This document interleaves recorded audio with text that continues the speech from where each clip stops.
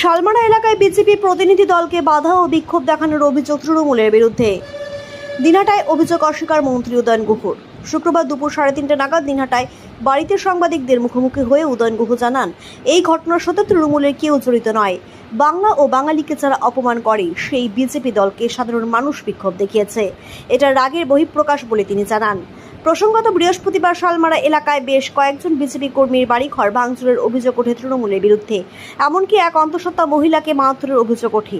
সেই ঘটনায় এদিন বিজেপির 4 বিধায়ক ও কোচবিহার জেলা সভাপতির নেতৃত্বে এক প্রতিনিধি দল আক্রান্ত বিজেপি কর্মীদের বাড়িতে পৌঁছলে সেখানে তাদেরকে ঘিরে বিক্ষোভ দেখাতে থাকেন তৃণমূলের মহিলা কর্মী সমর্থকরা বলে অভিযোগ।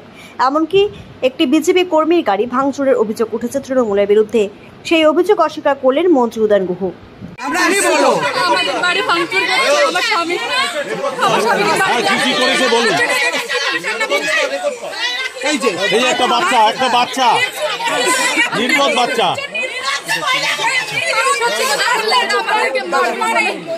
বাড়ি জ্বালিয়ে দেবে আমাদের। এই যে সত্যি কথা বললে এদের মেরে ফেলবে, জ্বালিয়ে দেবে। মনীন্দ্র বর্মন এমনি বলেনি যে জ্বালাইয়া দিল, বাংলাকে জ্বালিয়ে দিল। ওদের বলছে বাড়ি জ্বালিয়ে দিবে, করে দিবে। আমরা তাকে অবিলম্বে তাদের গ্রেপ্তার চাই। যদি গাড়ি ভাঙচুর হয়েছে, হ্যাঁ, গাড়ি ভাঙচুর তৃণমূলের তো সংস্কার। যারাই দিনহাটায় আসবে তাদের গাড়ি ভাঙচুর করবে, বাড়ি ভাঙচুর করবে, দোকান ভাঙচুর করবে, মহিলাদের শ্লীলতাহানি করবে, মহিলাদের ধর্ষণ করবে এবং যে লকার ভেঙে তারা লুটপাটও করবে। এই রাজনৈতিক প্রতিহিংসার আড়ালে এরা ডাকাতি করছে দিনের আলোতে। কার নেতৃত্বে? উদয়ন গুহর নেতৃত্বে। তিনি বলেছেন যে তোমরা যা খুশি তাই করো, আমি আছি তোমাদের রক্ষা কবচ। তৃণমূল কংগ্রেস সারা রাজ্য জুড়ে এরকম চালাচ্ছে এবং দিনহাটা ওনার মৌরসি পাট্টা, উনি যা বলছেন তাই করছে।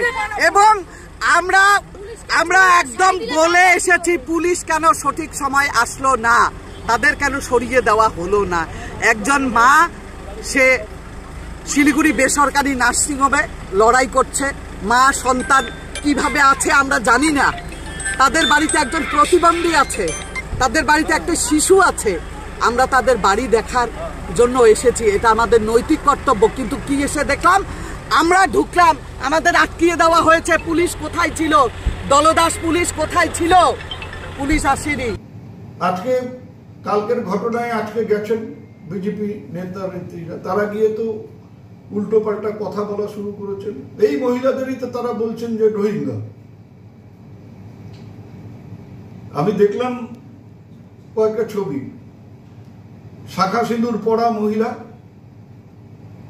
রাজবংশী মহিলা, তাদেরকে অনুপ্রবেশকারী, তাদেরকে রোহিঙ্গা বলা হচ্ছে। তাহলে আপনি শালমারায় গেছেন, বাংলা কথা বললে সীমান্তে থাকলে পরেই যদি রোহিঙ্গা হয়, তাহলে আপনারা যাদের বাড়ি গেছেন তারা কি রোহিঙ্গা? তারা কি অনুপ্রবেশকারী? আমরা তো বলি না। স্বাভাবিকভাবে এই ধরনের কথাবার্তা, এই ধরনের কার্যকলাপের ফলে সাধারণ মানুষের মধ্যে যে ক্ষোভ, সেই ক্ষোভের মুখোমুখি এদের করতে হচ্ছে। এবং সবচাইতে আশ্চর্য হলাম যে সিআরপিএফ এর পুরুষ জওয়ানরা তারা মহিলাদের ধাক্কাধাক্কি করছেন, মহিলাদের তারা করছেন, লাঠি উঁচিয়ে মহিলাদের দিকে এগিয়ে যাচ্ছেন। এরা আবার পশ্চিমবঙ্গ পুলিশের কথা বলেন। আজকে যারা ওখানে গেছেন, 2019-এর লোকসভা নির্বাচনের পরে তাদের কি ভূমিকা ছিল? তুফানগঞ্জে আমাদের এমএলএ কে ঘর থেকে বেরোতে দেওয়া হয়নি। সীতায় আমাদের এমএলএ কে রাতারাতি বাড়ির থেকে, বাড়ি ঘর দোয়ার ভাঙচুর করে তাকে বাড়ির থেকে তাড়িয়ে দেওয়া হয়েছিল। 2019-এর 12ই জুলাই আমার গাড়ি ভাঙচুর হয়েছিল নয়ারহাটের রাস্তায়। 2021-এর 6ই মে এই দিনহাটা শহরে যিনি আমাকে মেরে আমার হাত ভেঙে দিল, আমার হাত অপারেশন করে ভেতরে স্টিল বসাতে হলো, তিনি আজকে শান্তি রক্ষা করবার জন্য শালমারায় গেছেন। স্বাভাবিকভাবেই তো মানুষের মধ্যে ক্ষোভের সৃষ্টি হয়, এই ক্ষোভের মুখোমুখি পড়ছেন। বিজেপি বিধায়ক বলেছে দিনহাটার আইনের শাসন চলনে চলে উদয়নের শাসন।